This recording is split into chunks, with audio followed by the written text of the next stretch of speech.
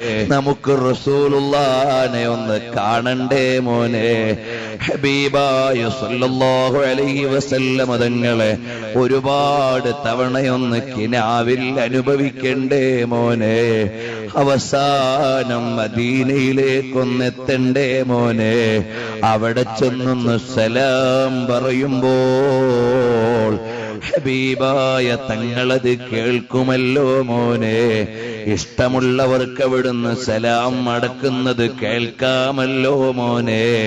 അപ്പോൾ ഹബീബായ തങ്ങളുടെ മദീനത്ത് ചെന്ന് സലാം പറയുമ്പോൾ അവിടുന്ന് ഖബറു ശരീഫിന്റെ ഉള്ളിൽ കിടന്ന് വഅലൈക്കുമുസ്സലാം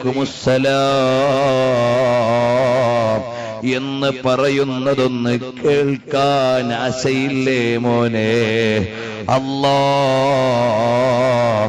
അവസാനം ഞങ്ങൾ മദീനയിലെത്തുമ്പോഴെങ്കിലും ഹബീബായ തങ്ങളുടെ മുമ്പിൽ ചെന്ന് സലാം പറയുമ്പോൾ അവിടുന്ന് സലാം മടക്കുന്നതൊന്ന് കേൾപ്പിച്ചു തന്നിട്ട് പിന്നെ ജീവിതം വേണ്ട, പിന്നെ ജീവിതം വേണ്ട, നിന്റെ ലിഖാഇന് പറ്റുന്ന ഒരു മരണം മതിയല്ലോ. ഇവിടെ എത്രയോ കൊല്ലം ജീവിക്കാമെന്ന് ആരോടും ഗ്യാരണ്ടി പറഞ്ഞിട്ടില്ല, പറഞ്ഞിട്ട് കാര്യമില്ല. ഉടമ്പടി ചെയ്തിട്ടില്ല, ഉടമ്പടിക്ക് പ്രസക്തിയില്ല. നീ വിളിക്കുമ്പോൾ വരേണ്ട അടിമകളാണ് ഞങ്ങൾ, നീ വിളിക്കുമ്പോൾ അനുസരിച്ച് കിടക്കേണ്ട ദാസന്മാരാണ് ഞങ്ങൾ. പിന്നെ ഞങ്ങൾ ഉടമ്പടി ചെയ്തിട്ടെന്ത് കാര്യമാണ്? നിനക്കിഷ്ടമുള്ള നല്ലവരായ അടിമകളെ പോലെ ഹബീബായ നബിതങ്ങളിലേക്കൊന്ന് ചേർത്തു തന്നിട്ട് അവസാനം ഹബീബിന്റെ ആശിഖീങ്ങളിൽ ഞങ്ങളെ ഒന്ന് പെടുത്തി തരണം റഹ്മാനേ. ആ റസൂലുള്ളാഹിനെ ഒന്ന് കാണണ്ടേ മോനെ. രാവും പകലും ഒന്ന് ആലോചിച്ചു നോക്ക്. രാവിലെ മുതൽ വൈകുന്നേരം വരെ നബിതങ്ങളുടെ ദീനിനു വേണ്ടിയുള്ളൊരു ഖിദ്മത്ത്. രാത്രി കിടന്നുറങ്ങുമ്പോൾ ആ നേതാവിന്റെ ഒരു നോട്ടം, രാത്രി കിടന്നുറങ്ങുമ്പോൾ മുത്തുനബിതങ്ങളോടൊരു കാഴ്ച. എന്തൊരാനന്ദമുള്ള ജീവിതമാണ്. ഒരുപാട് തവണ ഹബീബിലേക്ക് ഞങ്ങളെ ചേർത്ത് അവസാനം ഒരു വിസാല് നൽകണേ അല്ലാ. ലോകത്തെ ഏറ്റവും വലിയ ബുദ്ധിയുള്ള ശാസ്ത്രജ്ഞനേക്കാൾ വലിയ ഭാഗ്യവാൻ റസൂലുള്ളാഹിനെ സ്നേഹിച്ചിട്ട് ഭ്രാന്ത് പിടിച്ചുപോയ ആളാണ്. മദീനത്ത് അലഞ്ഞു നടക്കുന്ന ഭ്രാന്തനാണ്. കാരണം എല്ലാ ബുദ്ധിമാന്മാരും സ്വർഗത്തിലെത്തൂല. ഹബീബിനെ ഇഷ്ടം വെച്ച ഭ്രാന്തനും സ്വർഗത്തിലാണ്. ഹബീബിന്റെ ഇഷ്ടിലായി ഞങ്ങളുടെ കൽബിനെ ലയിപ്പിച്ച് വിസാലിന്റെ ഒരു മഖാം ഞങ്ങൾക്ക് കൊതിയുണ്ട്. ആശിക്കാൻ അവകാശമില്ലെങ്കിലും ആശിക്കുകയാണ് ഔദാര്യവാനായ റബ്ബേ. ഞങ്ങളെ ഒന്ന് ചേർത്തു തരണേ റഹ്മാനേ. എല്ലാ മുഅ്മിനീങ്ങളും ഒന്ന് എഴുന്നേറ്റൊന്ന് അടുത്തേക്ക് നിന്നാൽ ഹബീബിനെ ഒന്ന് പറയാമല്ലോ, റസൂലുള്ളാഹിനെ ഒന്ന് പറയാമല്ലോ. മോനെ, നബി സല്ലല്ലാഹു അലൈഹി വസല്ലം തങ്ങളെ പോലെ സൗന്ദര്യമുള്ളൊരു നേതാവ് വേറെയില്ല. എന്തൊരു സൗന്ദര്യമാണ് അവിടുത്തെ കയ്യോ. മാമസിത്തു ദീബാജൻ വലാ ഹരീറ അല്യന മിൻ കഫി റസൂലില്ലാഹ് സല്ലല്ലാഹു അലൈഹി വസല്ലം തങ്ങളുടെ കൈവെള്ള പോലെ മാർദ്ദവമുള്ള ഒരു പട്ടും ലോകത്തില്ല. അവിടുത്തെ മുഖത്തെ പ്രകാശം പോലെ സൂര്യനും പ്രകാശമില്ല, ചന്ദ്രനും പ്രകാശമില്ല. അവിടുത്തെ സ്വഭാവം പോലെ വേറെ ഒരാൾക്കും സ്വഭാവ മഹിമയില്ല. ഇങ്ങനൊക്കെ റസൂലുള്ളാനെ ഇരുന്നങ്ങ് പറയണം. അതാണ് മങ്കൂസ് മൗലിദ്, അതാണ് ശറഫുൽ അനാം മൗലിദ്, അതാണ് റസൂലുള്ളാന്റെ മദ്ഹ്. അവിടുത്തെ കണ്ണിനെന്തൊരു സൗന്ദര്യമാണ്, എപ്പോഴും സുറുമയിട്ടതുപോലെയാണ്. അവിടുത്തെ പിരികത്തിനെത്ര സൗന്ദര്യമാണ്, അത് നല്ല തിങ്ങിയിട്ട് വളരെ മനോഹരമാണ്. അവിടെ അസജ്ജുൽ ഹാജിബൈൻ സഹലുൽ ഖദ്ദൈൻ, അവിടുത്തെ കവിളെത്ര മാർദ്ദവമുള്ളതാണ്, അവിടുന്ന് മിണ്ടിയാൽ എത്ര മധുരമാണ്, അവിടുത്തെ മൗനം എത്ര വാചാലമാണ്, അവിടുത്തെ കാൽവെപ്പുകൾ എത്ര മനോഹരമാണ്, അവിടുത്തെ തലയിലെ രോമം എത്ര ഭംഗിയുള്ളതാണ്, അവിടുത്തെ ദാഢിരോമത്തിനെന്തൊരു സൗന്ദര്യമാണ്. ഇതിങ്ങനെ പറയുമ്പോഴേക്ക് ഹബീബ് കൽബിലാണ്. ബിവജ്ദില്ലാ നദിരി ഉബ്ദീഹി ഔ ഉഖ്ഫീ. ഹബീബായ നബി തങ്ങളെ ഇഷ്ടം വെച്ച് ഹബീബിലേക്ക് ചേർന്നാൽ എന്ത് കിട്ടും എന്ന് ചോദിച്ചാൽ, കഴിഞ്ഞ കുറച്ച് ദിവസങ്ങൾക്ക് മുമ്പ് അബ്ബാസ് ബിൻ അലവി മാലിക്കി തങ്ങൾ വഫാത്തായില്ലേ?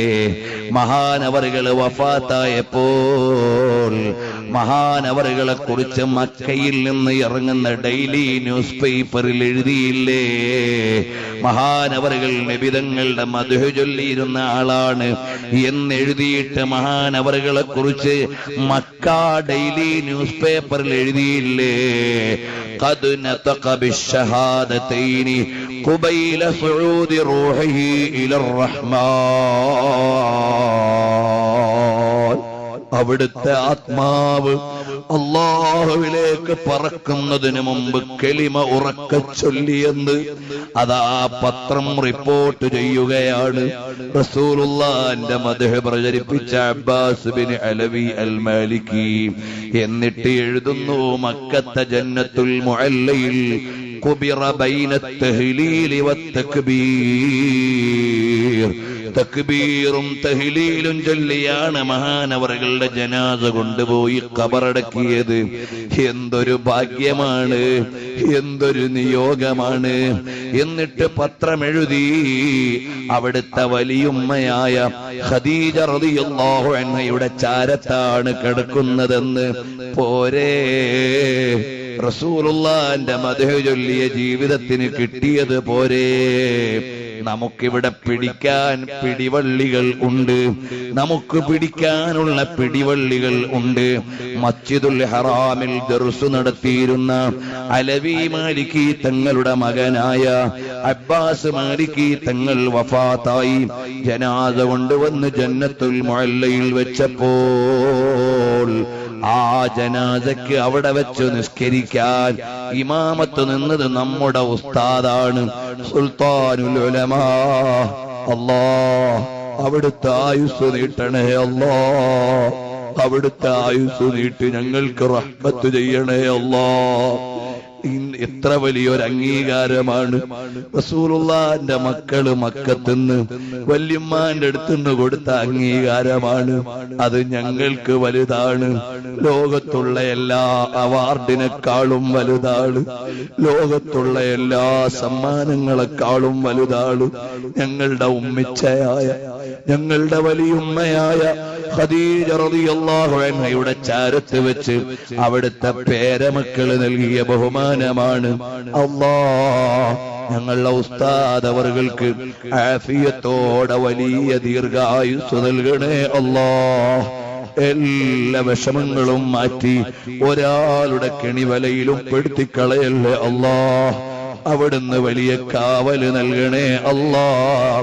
ഞങ്ങൾ ഉസ്താദിനെ സ്നേഹിക്കുന്നത് ഞങ്ങളുടെ നേരെ ശരീരത്തിന്റെ ഉപ്പയായതുകൊണ്ടല്ല, ഞങ്ങളുടെ ഭാര്യാപിതാവായതുകൊണ്ടല്ല, ഞങ്ങൾക്ക് പണം തരുന്നത് കൊണ്ടല്ല, നിന്റെ ദീനിന്റെ കാവൽ ഭടൻ എന്ന നിലക്കാണ് അല്ലാഹ് ഞങ്ങൾ സ്നേഹിച്ചു പോയത്. ഇൽമിന്റെ നേതാവായതുകൊണ്ടാണ്. ഒരുപാട് കാലം അവിടുത്തെ തണല് നീട്ടിത്തരണേ അല്ലാഹ്.